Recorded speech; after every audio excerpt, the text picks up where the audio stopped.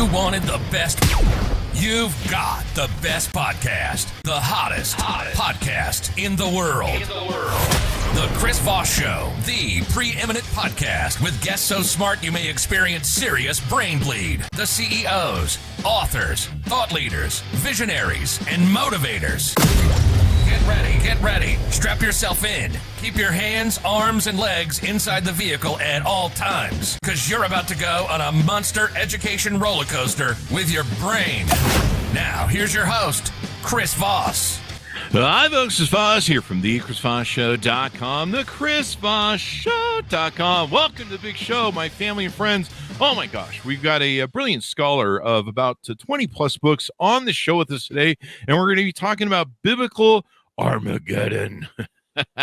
So stay tuned for that. It's going to be fun. It's going to be interesting. And, we could find out maybe when we're going to hit the wall, which I think is next week from I don't know, just kind of the way I'm seeing the news going. I don't know. It could happen at any time now. So hopefully we'll get to the end of the episode and we can at least get, this in the can before Armageddon hits.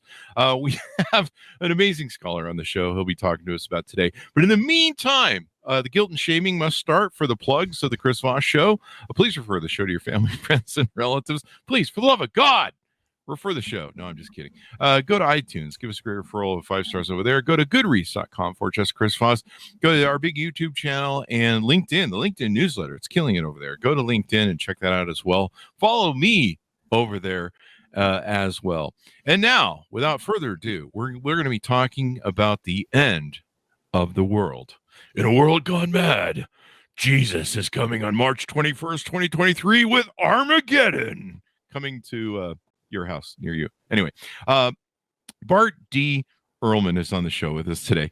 His newest book came out March 21st, 2023, Armageddon, What the Bible Really Says About the End. So now we're going to finally find out, gosh darn it, and I know you've all been wondering.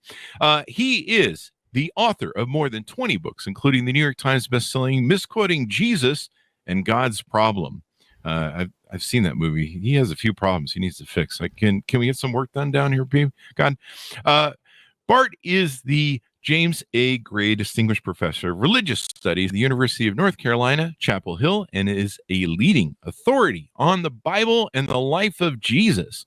He's been featured in Time and has appeared on Dateline NBC, The Daily Show, and Jon Stewart, CNN, the History Channel, major NPR shows, and other top media outlets. And now he's finally reached the pinnacle of media outlets, The Chris Voss Show. Welcome to the show, Bart. How are you? I'm doing well, thanks. It's great to have you. Give us your .coms wherever you want people to find you on the interwebs and get to know you better. So two of them. One is just bartamzn.com. And the other is ermanblog.org.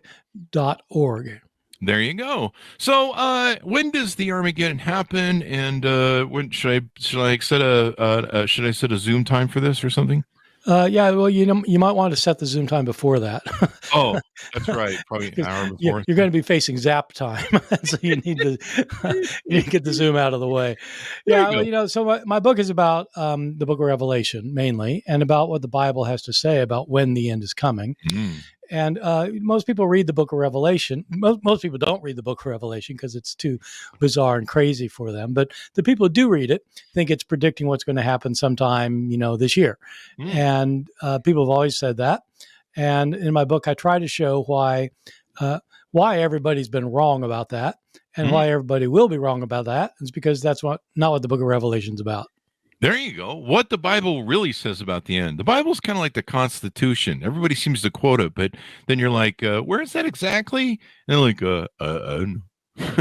and you're like, have you read that thing lately? So I think it's great that you're on the show and you're establishing on this. What is Armageddon for the layman who maybe doesn't know what Armageddon is, or, they don't read much, or they're watching the Kardashians? Yeah, right, exactly. So Armageddon. Isn't that one of the signs of the Armageddon, I think? Well, some people think so, or hope so, that the end's coming soon. So Armageddon is it's a reference in the book of Revelation. It's a reference to a place outside of the town Megiddo, which is in Israel. Okay. And in the Old Testament, it's a place where a lot of battles happen. And in the book of Revelation, it's where the final battle happens, when Christ combats the armies of earth and wipes them out. So in that sense, combats the armies of Earth. Is that like military armies, or is that like satanic or demonic armies, or is that just the Kardashians? Yeah, well, they're in the front guard. So it's not clear. It's definitely earthly armies. They're gathered by the Antichrist figure. He's not called the Antichrist. He's called the Beast, but he's Christ's enemy in Revelation, and it appears to be a human. And the armies of Earth gather to assault heaven, and they get creamed. With not much of a battle. Well, I mean, you're taking on Jesus, right? Exactly. God, He's got angels and things. Yeah, he's got the all-powerful being and omnipotence and that sort of thing going for him. It seems like a thing that you wouldn't want to fight the dude. Yeah, well, some people are arrogant. That's true. They think they can do anything. Yeah, I've got one of those in the mirror. Is the head of that army named Kim by chance? I don't know why. Seems like the Kardashians are accidentally going to be the callback joke of the show. Sounds like it, yeah. Well, somebody's got to do the callback. So you go in depth about what Revelations really says. Like, you're just not one of those people who's just throwing around quotes and. Like I had one time a guy who said that we don't need the Constitution, we just need the Bill of Rights. And I was like, do you understand how that works? Yeah. But go on. Yeah, all right. No, well, it is interesting how similar biblical interpretation is to constitutional interpretation. I mean, you have the very same battles about whether you go back to the original meaning, the meaning of the original authors, whether the times have changed and so it doesn't apply anymore. These are the kind of things that you get. But with Revelation, it's very simple to go into it and kind of cherry pick verses you want to make them say what you want them to say. But scholars, of course, don't do that. Scholars read this thing in Greek, the original language, and they study it intensely, every word, and they put it in its own historical context. And when you do that, you realize it does not mean what most of your favorite televangelists say it means. It means something quite different. And so I try to explain in my book what that is. There you go. I've heard all my life the end of times are coming. I grew up in a religious cult, and I was told that, it's coming any day now. And then like 2000 was a big day. It was supposed to come. I think the Seventh Day Adventists have tried to hit a few marks of when the final days are and missed. And so a lot of people try and nail this down. When are this happen? Every time there's like a war or an earthquake or some sort of major event, I always hear from my religious family, it's the end of times, you better repent, Chris. And I'm like, no, hell no, sinning's fun. So there's that. So what is the truth behind when Armageddon comes, or is there a date on this thing? Like, yeah, well, every day is the date. Yeah, it sounds like it. So, in the 1970s, when I was in college in the 1970s, the best-selling book of nonfiction, using the term somewhat loosely here, the best-selling book of nonfiction was called The Late Great Planet Earth. And it was the best-selling book in the English language of any kind, not religious book. I mean, the best-selling book of the 1970s of nonfiction, and it predicted that the end was going to come by the end of the 1980s, and it had a very specific biblical reason for it. A lot of fundamentalists are these days a little bit reluctant to pick an actual date because it's too easy to be shown you're wrong. Yeah. But some still do. And so the main line is the one you're suggesting, is that people say, well, it's going to be soon, and so whatever's happening now and whatever's in the headlines, that was predicted by the prophets. And that you've got that kind of line going back for hundreds of years with people saying, oh yeah, now, finally.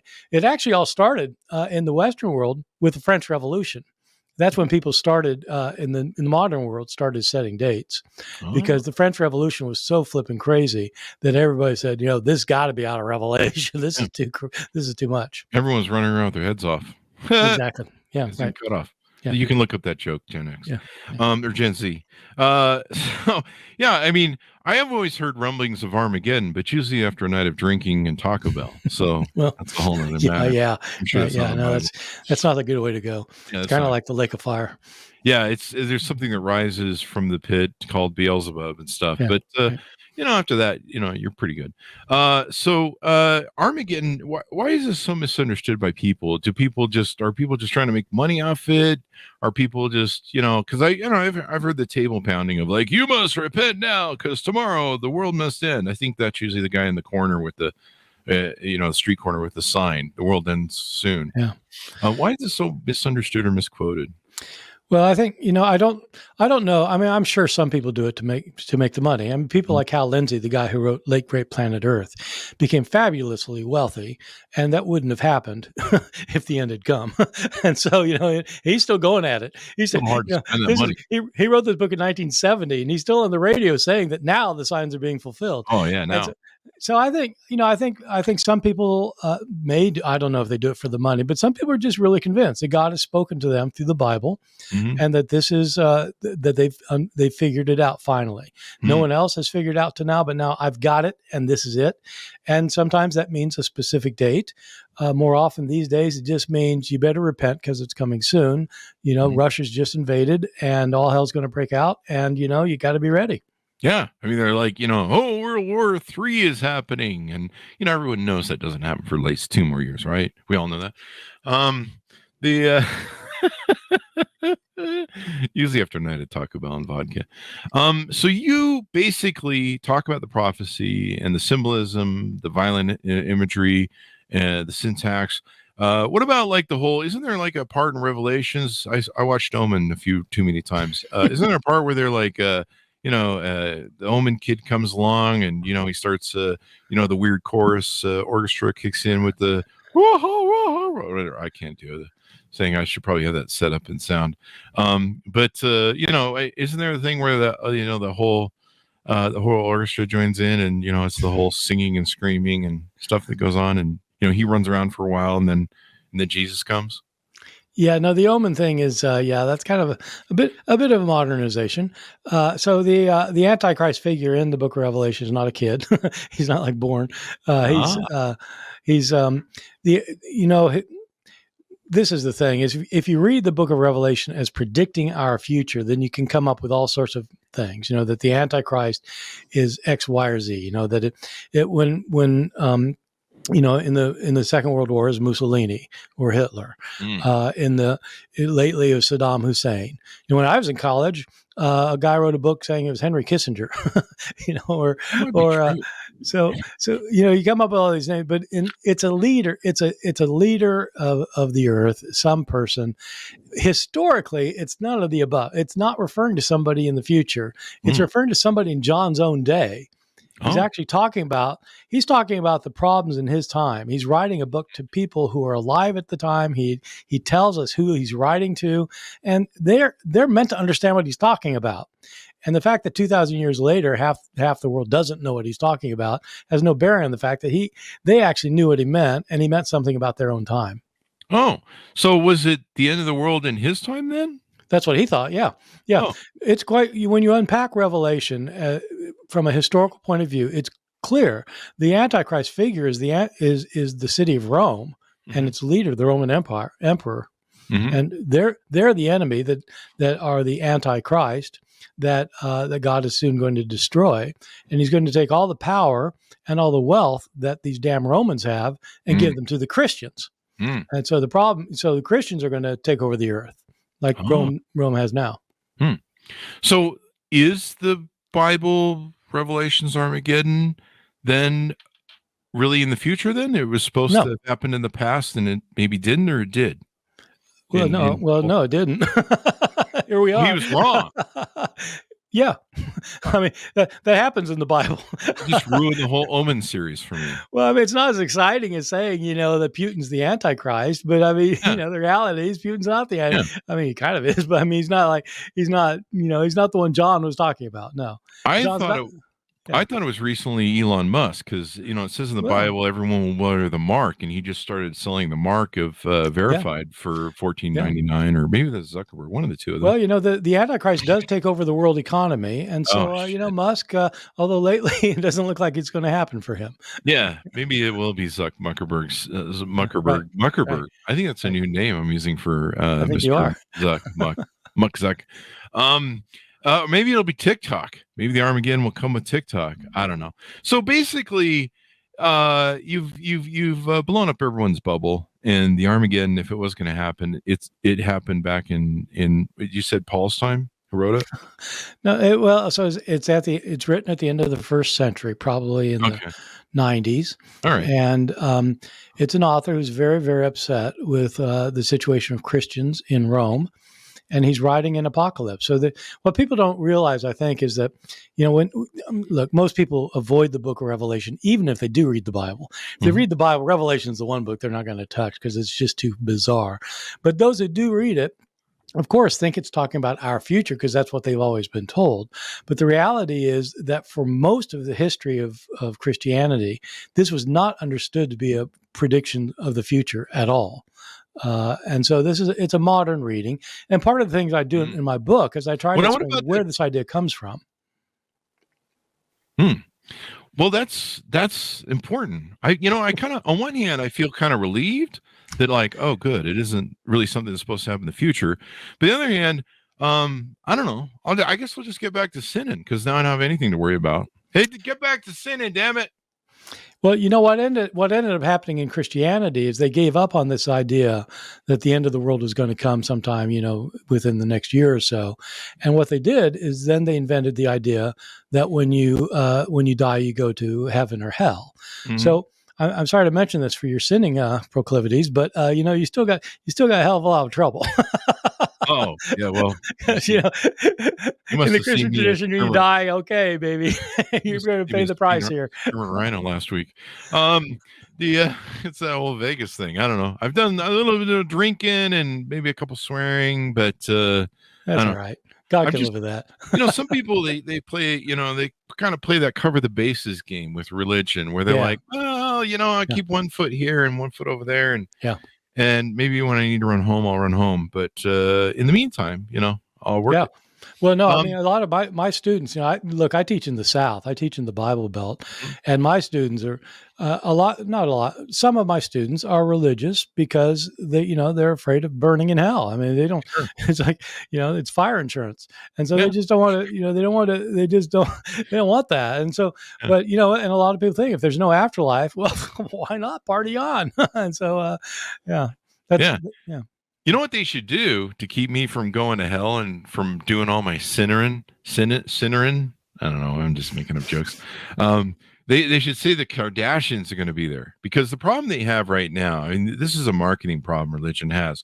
Right now, they're like, hey, if you do bad stuff, you're going to go to hell, and all the stuff that's fun, and like all the great bands will be there, like Led Zeppelin and Ozzy Osbourne and Black Sabbath and all that satanic heavy metal stuff.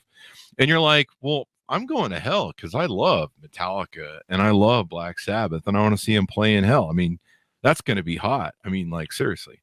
Well, yeah, maybe hot, but I mean, seriously hot. But I mean, or you could take the Stairway to Heaven. I mean, I could do that. But sometimes I played that thing backwards. I did the whole backwards thing. And I heard what it says. It says the whole 666 thing.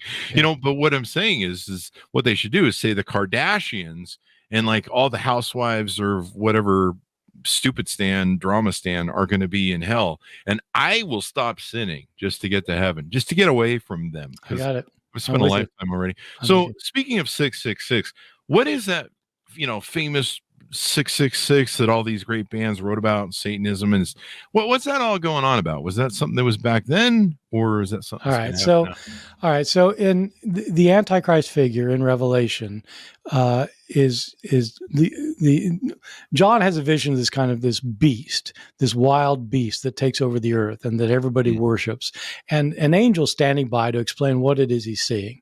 And so in the books like this, when a prophet sees something like it's just crazy and nuts and they don't know what it is, and the angel explains it to them. And in this case, the angel explains that this beast that takes over the world that everybody worships is actually a human, and his number is 666. Yeah. And so the deal is that in the ancient languages like Greek and Hebrew, they didn't have a separate alphabet from their numerical system. Like we use a Roman or a Latin alphabet, A, B, C, D, but we have Arabic numerals. They use their alphabet. And so for their numbers. So, the first letter is an A, the second letter is B, and you go on, all the letters have numbers, and you can do all the numbers that way. What he's saying is that if you add up the numbers of this person's name, it'll add up to 666. Oh. And as it turns out, the first and this person is an opponent of Christians, and he's killing Christians. And it turns out the first Roman emperor to execute Christians was the Emperor Nero. And if you spell Emperor Nero, Kaiser Neron, in Hebrew letters, it adds up. The letters add up to 666. You're ruining like every movie and every Ozzy Osbourne song ever. I know it's not nearly as fun, but on the other hand, it's not nearly as dangerous either. I mean, part of my book is showing these people were thinking the end of the world's coming. They've done some real damage, and not just psychological damage to people who buy into it and then realize they were wrong, but actual damage in the real world. And so, yeah. I'm glad you're on, because anytime my religious family members start going on about the end of the world, I'm just going to throw your book at them. Be like, yeah, it already went down, man. It's already over. So there's no Armageddon coming. Is that what you're saying? Well, there may be, but it's not predicted in the book of Revelation. Damn it. It seems like it's coming, but it's got nothing to do with biblical prophecy. Wow. I'll never be able to watch The Omen. And yeah, I know, it's disappointing.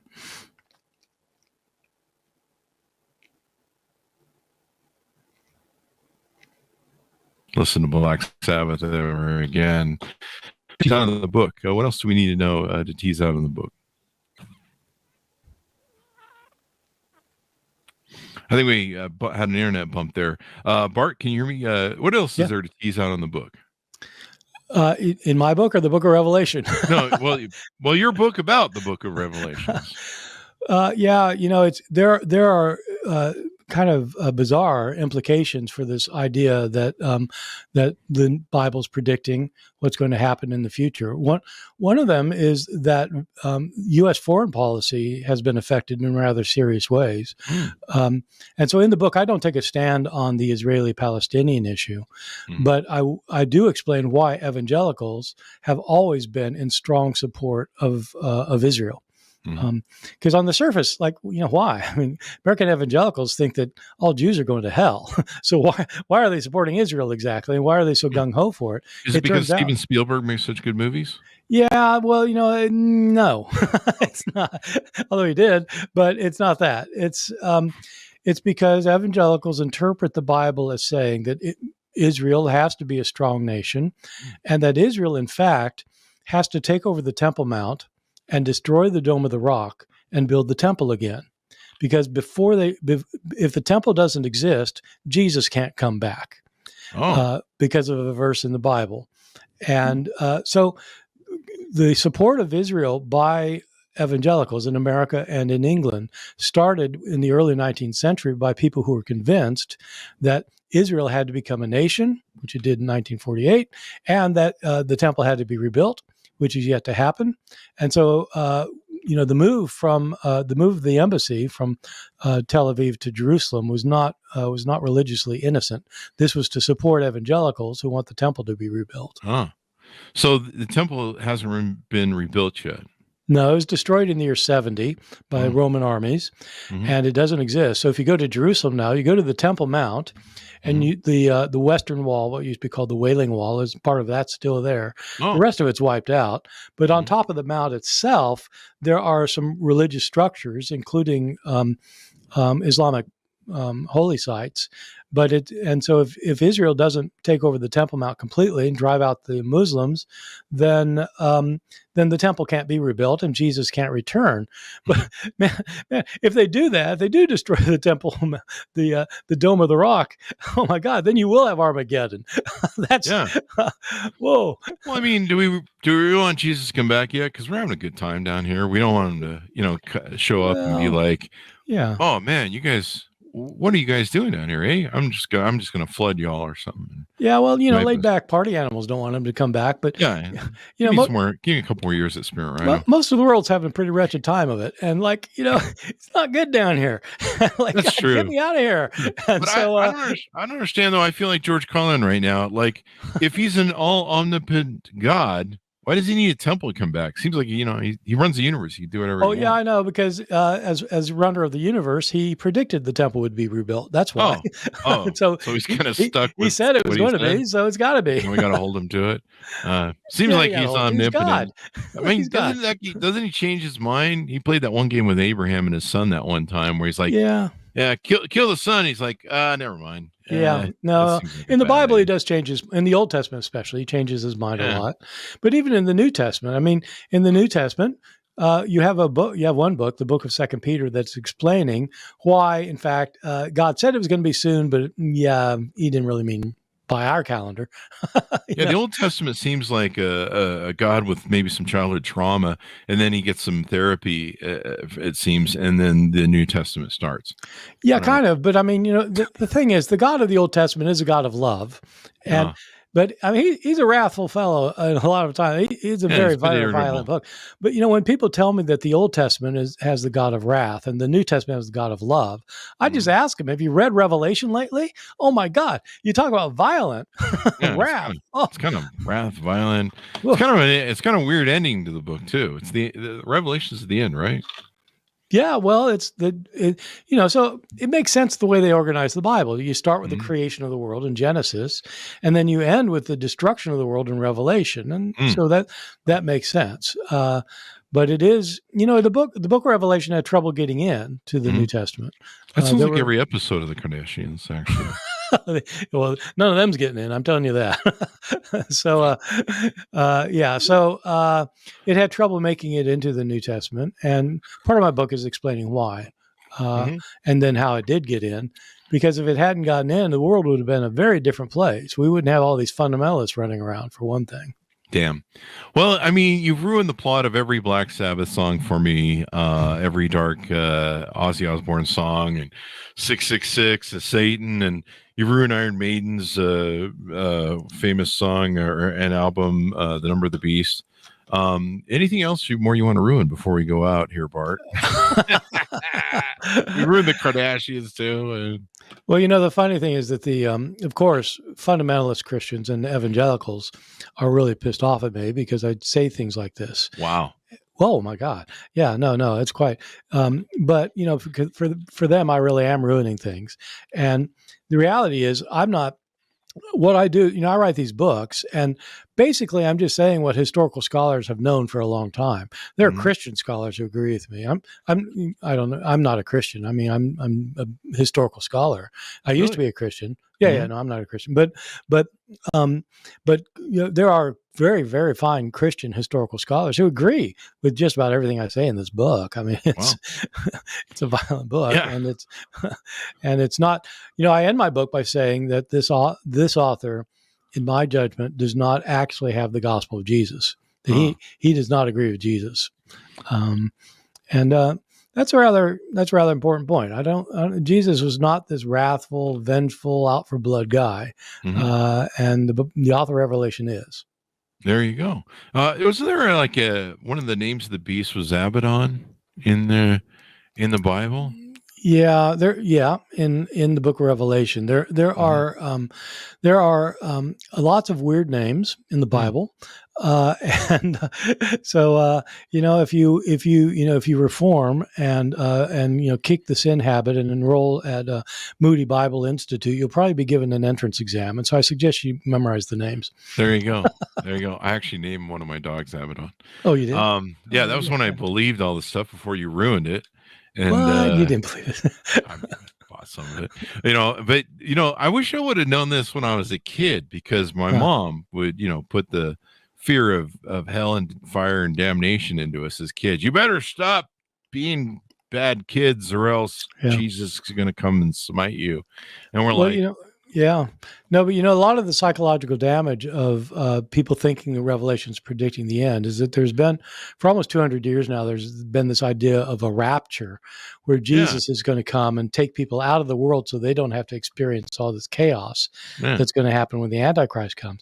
And people, there are people who, have thought. Just about every evangelical kid I knew in the 70s at one time or another thought the rapture had happened and they'd been left behind. It just scared the hell out of them, and it ended up being terribly damaging. I know people who are still damaged by that. I think, oh my God.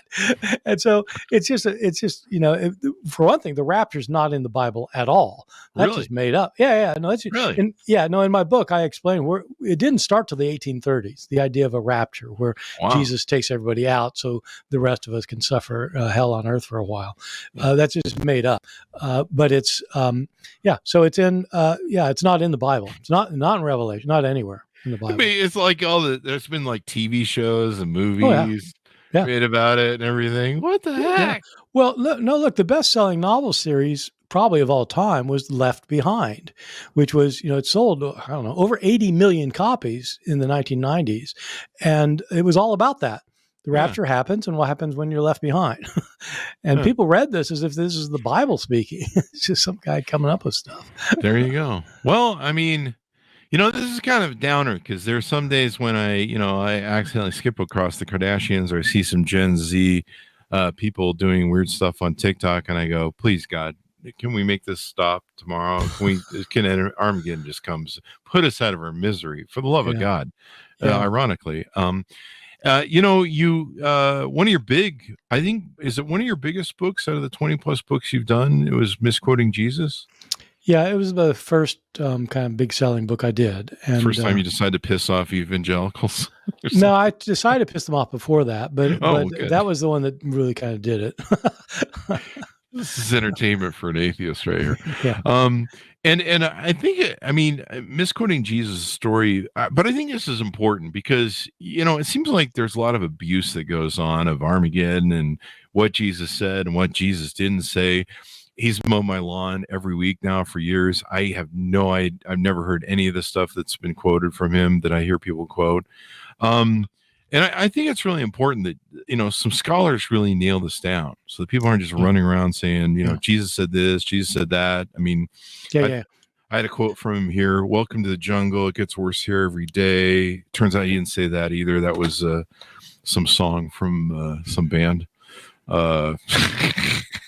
I don't know. I got nothing there. I'm just running off at some joke. So the thing about this book, Misquoting Jesus, is actually it's about something people wouldn't expect, which is that we don't have the original copies of the New Testament.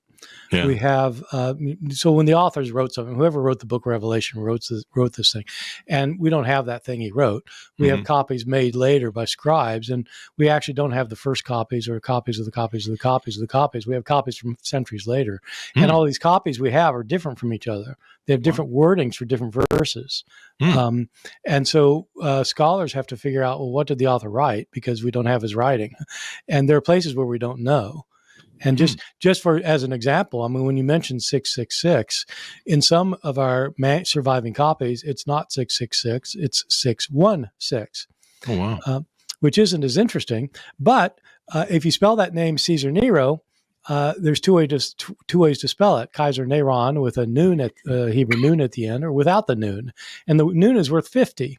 So without the noon, it's 616. So some manuscripts say 666, some say 616, and either one, it's talking about Nero. Maybe the guy was just lazy the second time around. He's like, I just make the 616. Just left it off. Maybe he just left the loop on it. Fell asleep. A lot of that happens. They make a lot of mistakes. There are hundreds of thousands of differences in our manuscripts. It could have been high. So there's that. Well, it's kind of, technically possible. Had some fermented, could have been a whatever Martian. was. I don't know what they weren't good at refrigerating stuff back then. That's all I'm saying. It could have been something. No, fermented. That's true. No, that's a good point. Good point. Yeah. I've been high and written stuff. I've been drunk too and written stuff. So there's that. I don't know, but I think it's interesting, all this stuff you do. So overall, do Christians like your work, or is it? How does that work out for you? Well, evangelical and fundamentalists do not like my work. Some evangelicals do, more liberal evangelicals, but a lot of Christians do like my work very much, because within Christianity there are very major differences from one Christian group to another.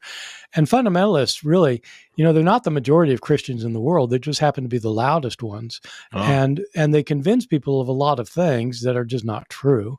Mm. And so people who aren't fundamentalists who are Christians, which is the majority of Christians in the world, many of them actually like my stuff a lot because it's showing that their more liberal views are justified. And fundamentalists, for example, have convinced everybody in my part of the world that if you don't believe in the Bible, you can't be a Christian.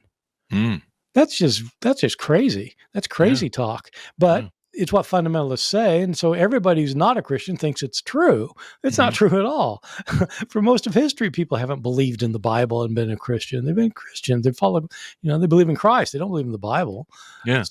So anyway, what I'm saying is fundamentalists don't like this kind of stuff because it's completely threatening to them. And part of my book is showing where fundamentalism actually came from, because it came from this idea that the book, in part, the idea that the Bible is predicting when the end is coming. That's what, in the 1890s, that led to American fundamentalism. I'm leading up to something on this, but what do Mormons think of your work? Because Mormons kind of believe that, I think the Garden of Eden was in Mississippi. I don't know. It could be there. Who knows? In Missouri, and like maybe the end of the world's going to be there. That was like Joe Smith's thing when he wasn't chasing young girls around. Yeah. Well, this book we mentioned earlier, Misquoting Jesus, about how scribes had changed their manuscripts, so it's hard to know what the originals said. Yeah. There are two groups of religious folk who really, really like that book and use it. One is the Mormons, and the other are the Muslims. And they both use it for their missionary work because Mormons have used it to say that, in fact, the Book of Mormon is, that's the final scripture. And the Muslims use it to say, yeah, you got that problem with the Christian Bible, but the Quran has no mistakes in it, period. Boom, nothing. And so they use me to kind of convince people to become, Muslim or to become Mormon. Because you point out the mistakes in the Bible. Yeah, point out the mistakes, and point out the mistakes. Yeah, they say that about the Mormon Church Bible, but it's been autocorrected like 50,000 times. In fact, I think it's about 4,000 plus times. And then in recent years, they had to clean it up some more for some of the racist stuff that was in it. But I kind of bring that up. The lead-in was it just recently there was here in Utah, the legislature that they passed a law where you couldn't have certain books that talked about some nasty sexuality and some evilness and stuff like that going on. Some what's a joke word I can use? Some fornicating. Some fornicating going on that was bad, and evidently somebody used it against them.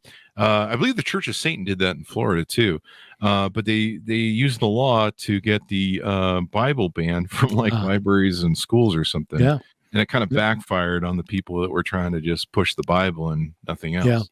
Well, it's amazing how many people really believe in the Bible who've never read it. Sounds like the Constitution, too. No, it's absolutely true of the Constitution, but I mean, including presidents. I said, "Whoa, wow, really?" Assuming that Andrew Jackson wasn't, whatever, one of those Jacksons, the Jackson 5, I think. Michael that was wasn't on drugs when he. It wasn't Michael, but yeah, it was one of those. Wasn't it Michael? No, it wasn't Michael. Was it Janet? No, I'm just kidding. We're just doing jokes here, folks. So this has been wonderful to have you on the show and ruin everyone's musical lyrics and music. And now I'm just going to go have to listen to fucking Celine Dion all the time. All right. And if that doesn't prompt the end of the world, God help us all. Good luck with that. I don't know what's going on there. That or Justin Bieber. So anything more you want to tease out on the book? I think this is one wonderful insight. Well, just, if people do wonder about anything, the Book of Revelation is a really mysterious book to many people. I try to explain it in very simple terms, explain what it really does mean, and to try and show that both that it's not predicting our future, but also that its message is very, very troubling. When you actually read it carefully, it's a disturbing book, and I don't think I don't think Jesus would have recognized this author as one of his followers. Yeah. But apart from that, there's also the fact that these kinds of misreadings actually affect our lives. They affect our lives, not just people who are believers, but just everybody. And I show why in the book about what kind of carnage it's caused and what kind of. I mean, it has not had a good effect on a lot of social and political policies in the U.S. Yeah, in fact, there was kind of a point where during the Bush administration, George Bush, and I think this is reported, and take it for whatever it's worth. I don't ever try and quote too many facts, because stuff like this, you wonder. But there was kind of a suggestion or rumor that the Bush administration, George Bush, kind of felt like they were biblically in the final times. And that affected their policy making. Yeah. Well, Ronald Reagan certainly did. Yeah. And he and Caspar Weinberger, his defense secretary, really thought the bombs were going to fly. And George and W, of course, was a born again Christian who believed in the Bible. And you really don't want foreign policy to be dictated by the Book of Revelation. Yeah, that's true. I mean, that's one of the problems with the hellfire and damnation politicians is, they really buy into that stuff, and it leads their thinking and stuff. So, but now you've debunked all that. We'll send a copy to Mr. Weinberger, and I believe he was in both administrations, the George Bush administration, George W. Bush, and Ronald Reagan. Ronald Reagan was clearly trying to sleep through Armageddon if it came. Along with most of his meetings in the White House, from what I understand. But then, so was George Bush. Maybe George Bush's interpretation was getting shoes thrown and was going to be the end of the world in Iraq there. So there's that. So this has been great to clear up. And I got to tell you, you've lifted just a huge worry off my thing. And now every time one of my relatives says something about the end of the world, I'm going to hit them with your book across the face and then tell them to read it. I won't do that. We don't condone violence here, folks. Those are jokes. Anyway, thank you very much for coming on the show, Bart. We really appreciate it. Okay, thanks for having me. I've enjoyed it. Thank you. And give us a .com so people can find you on the internet and the Kardashians can sue both of us. Right. So my main website is bartehrman.com, and I do online courses and lectures that people can check out. I also do a blog 5 times a week that actually raises money for charity, and it's just ehrmanblog.org. There you go. And you've got a great YouTube channel. We should give a plug to that thing as well. Go for it. There you go. There you go. He's like okay. all humble about it. But no, it's a great channel, and he goes on there and talks about all that brilliant stuff. But buy his books first, damn it, because that's what we're here to do. We're here to move books. Anyway, it's the editor's pick of Best of History on Amazon Prime right now. March 21st, 2023, Armageddon, What the Bible Says About the End. And thanks to Bart Ehrman for being on the show with us today. He's ruined all the plugging that I do about telling people they need to subscribe to the podcast before the end of the world Armageddon comes, or else. Now everybody will use that line. But in the meantime, now that you know that the world's going to keep going, subscribe to the show. Go to youtube.com/Chris Voss, goodreads.com/Chris Voss, and LinkedIn. Thanks for tuning in. Be good to each other. Stay safe. There's no Armageddon. We'll see you next time.